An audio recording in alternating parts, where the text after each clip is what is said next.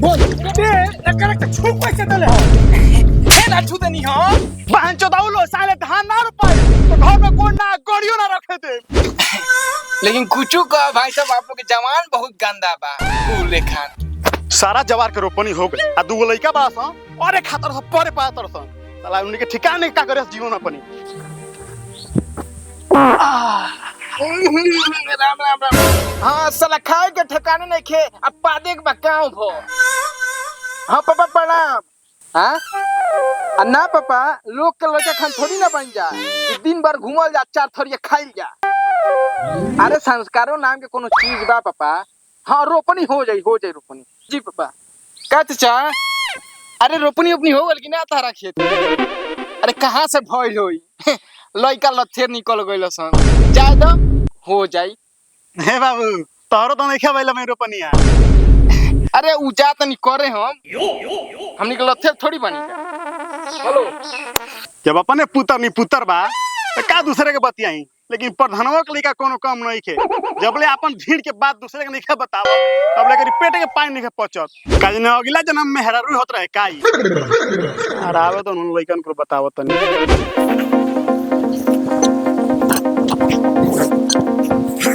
अरे भाई हाँ भाई कमला पसंद है क्या? हाँ पसंद भी है कितना में देती है? अबे भोसड़ी की गुटखा की बात कर रहे हैं साले। लेकिन कुछ का भाई साहब आप लोग के जवान बहुत गंदा बा फूले खान। ए भैया मिर्जापुर देख लो का?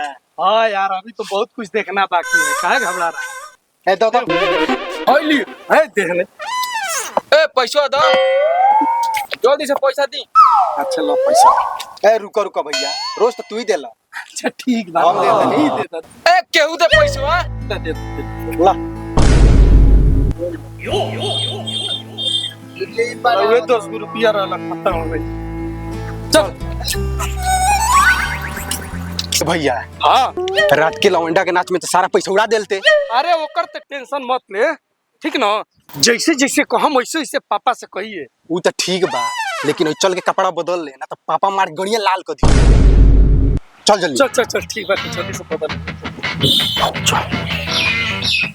देख। हाँ जोन चीज तो के समझैले बा एकदम वही ना बोली ठीक बा। चल चल चल पापा प्रणाम। ए पापा अंग्रेजी के मास्टर से फीस मांगना पैसा दो ना। ये बतिया अंग्रेजी में बोल के दिखाऊ तो भाग पैसा नहीं तो झूठे ने पढ़ाओ तड़ो।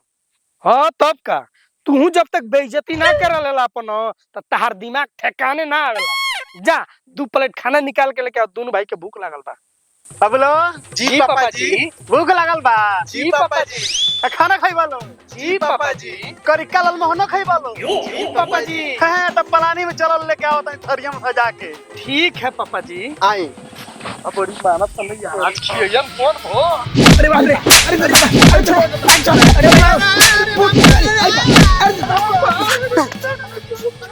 अगर बहन चदाऊ लोग साले धान और पाइल तो घर में कोन ना गड़ियो ना रखे बाप हो बाप।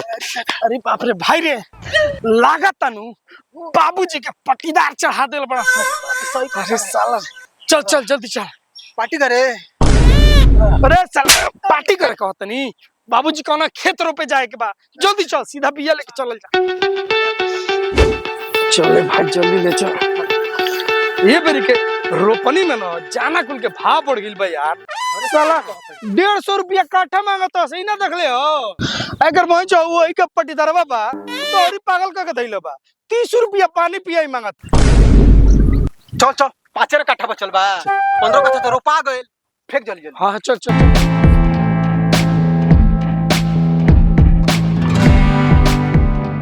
ए यार सब तो छिटा गेल अब रोपल चालू करल जा। हाँ रोपल जा।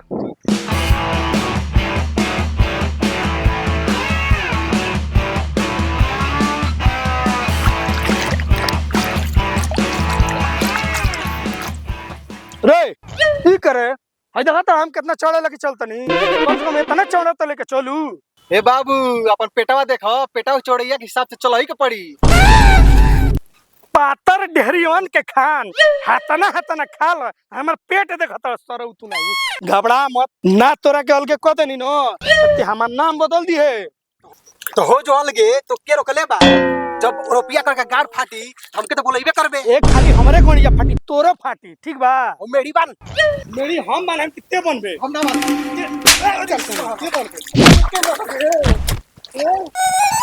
अरे बाप रे बाप खरा खरा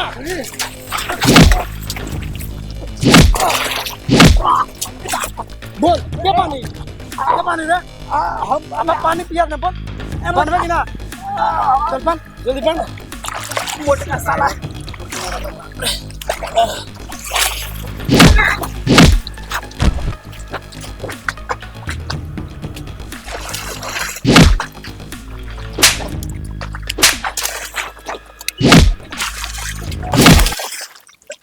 हट हट बोल बनवे कि ना मेरे साला जाना भी ना सो हट हट नहीं बंद पकड़ लगा अरे लाइन पे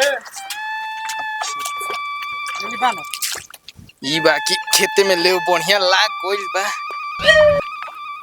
अरे कर भई तो मंगरुआ के नथिया रह रह मंगरू के नाती रह रह सारे ते नहीं ए साला चाचा नमस्ते रे साला हमार मेरी नहीं के दिखाई दे तोरा के तारा का नहीं खेला ओकर मेरी बात तनी बताओ तनी सर तू नहीं तोरा नहीं के दिखाई दे थे ना कोहिन में हो ना 50 बा ते एकरा के छू कैसे देले हो हे ना छू देनी हो हट अब बुझाई जाला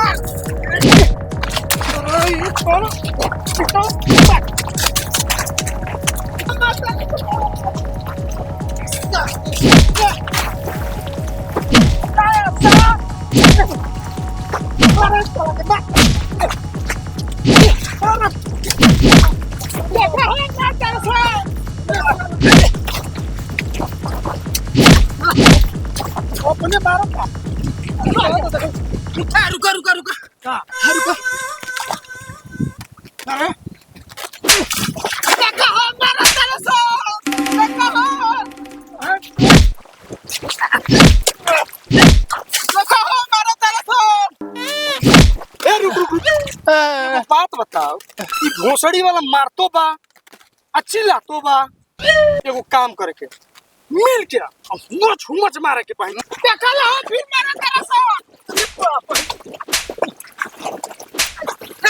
सारा देखा गई तो मुझे पठानी के तो चलो सर